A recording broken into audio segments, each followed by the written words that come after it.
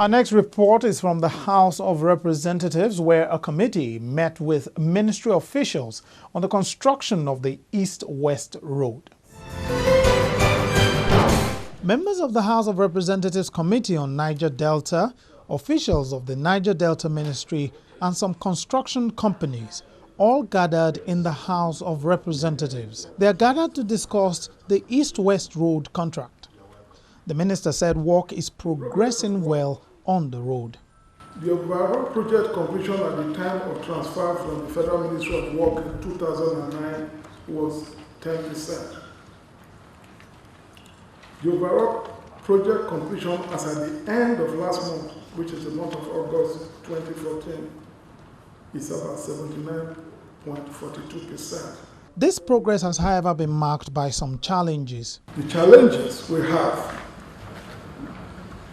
first is poor funding resulting in non-payment of certified claims to contractors.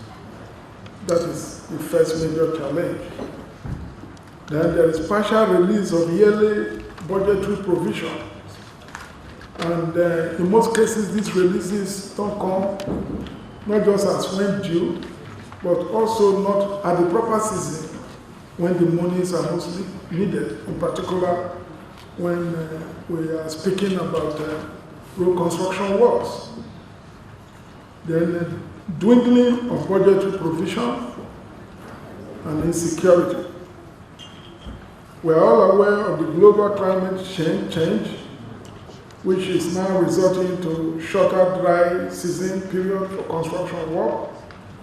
This is another area of challenge, which also include adverse weather conditions resulting into flooding and other result from global climate change. The discussion then moved to the amount spent on the contract so far. The committee, however, observed some conflicting figures which the ministry sought to clarify. Shopee now pays directly to the contractor. It's some days or even weeks after that Shopee now informs us of the credit being done to our contractor. So our books are normally late in updating. Therefore, if they have been paid, if our book is reading 99 million, we should be correct. And if their book for payment is reading 99 instead of 97, they should be correct. The problem will come only if the total amount here is reading 99 and they are telling you they have been paid 100 billion. Then you can raise a query. Otherwise, they have the information earlier than we do. This is why there is the discrepancy. Otherwise, there is nothing. When you see a difference of 20,000 between our books as a ministry and the contractors, it shows too some level of seriousness that there is no collusion between the ministry and the contractors. We prepare our books, we have certified accounting section, we have a director of finance, and the ministry has a department of finance. So for that to be a discrepancy of like 20,000 naira in our records should also display that there is no cooperation, collusion, or collaboration between the ministry and the contractors in any way. I believe too that it's better we come here and talk to ourselves and speak to the issues, identify them, and go back with all seriousness to resolve them amicably, not based on an attempt to come and present hogwash information before this committee. Thank you.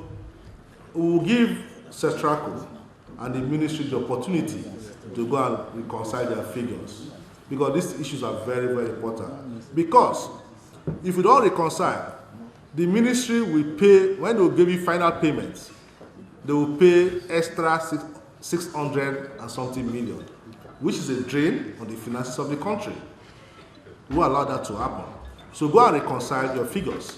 Let us know if your figure is correct or the figures for the ministry is correct. The minister assured the House committee that the East-West Road contract is very important to the ministry and they understand its importance to Nigerians and that everything will be done to ensure the road is completed as soon as possible. Now for a short look at other issues that took place in the National Assembly. Here is a roundup. The Senate Committee on INEC has asked the INEC chairman, Professor Atahiru Jega, to suspend plans to create additional polling units until after the 2015 general elections. Speaking in an interview with Channels Television, the chairman of the Senate Committee on INEC, Senator Andy Uba, said the plan by INEC to create an additional 30,000 polling units across the country would disenfranchise many Nigerians. Senator Andy Uba said intention behind INEC's plan to create the additional polling units is a good one, but the timing of the exercise is wrong.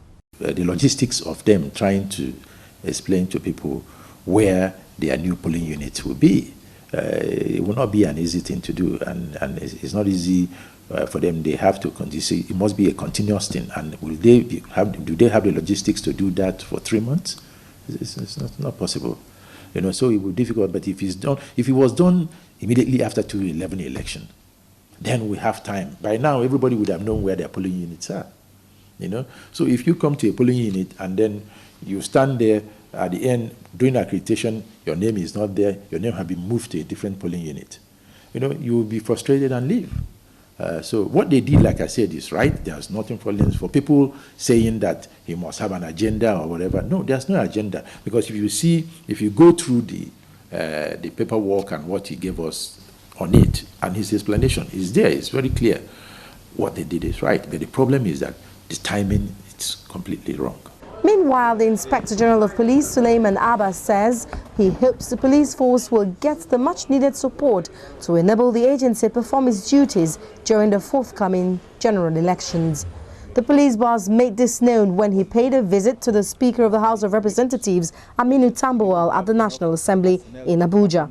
The Inspector General of Police says the visit to the National Assembly is very important as the legislature is responsible for appropriation. We have the elections ahead of us, so we should make sure that we are not only properly equipped, but that we even have enough personnel to perform those responsibilities. And so appropriation is done here, and that's why I'm here. The ongoing cross-carpeting drama between political parties in the House of Representatives continues to be a regular feature. The latest move involved a lawmaker from the People's Democratic Party to the All Progressives Grand Alliance. He explains his reasons for dumping his old party. You know, politics is very local. And I know that people are aware that since 2011 we are sworn in, we have been under litigation up to this moment we're talking about. So as the election is fast approaching, I have to take a decision, a quick one, in order to know where I can be able to prosper in my politics. Now I decided to join APGA because of one singular reason. A place that I feel that I'll have peace to contest this coming election. Secondly, the state, Anambra State, the leading party there is APGA. So, and APGA is preaching that they are supporting Mr. President. Therefore, I decided to join them also, since they are supporting Mr. President, because personally I am supporting Mr. President for 2015 election. Therefore, it's a kind of teamwork between APGA and PDP.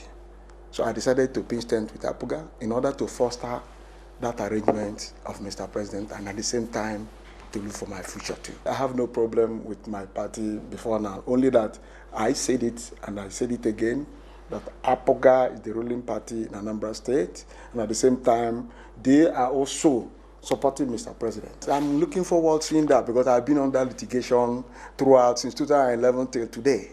I am still in court because of pre-election matters, the outcome of primaries. So I feel that I can try in APGA to find solace there. And that's what I feel. And I know that PDP and APGA is working because of Mr. President 2015 election. So it's easier for me to pinch tent in that regard so that we can work together. Meanwhile, a bill to grant more powers to the Office of the Auditor General of the Federation has passed through second reading in the House of Representatives. The bill, sponsored by Uche Ekunife, which now places the AGF's office under the watch of the National Assembly, also seeks to place the finances of the Office of the Auditor General for the Federation under first-line charge. The Act that established the Auditor General's office was enacted in 1956, and some parts of that Act are obsolete. Mr. Speaker, for us to realize the objective of audit in our public sector and in our nation, it has become important and very paramount that we use this time to repeal the previous Act and reenact a new Act in order to strengthen the powers of that office. Mr. Speaker, curbing corruption can only start from auditing the activities, especially the accounting records of MDAs and every government. With the passage of this bill, the Office of Auditor General will not just be financially independent by having first-line charge of their money.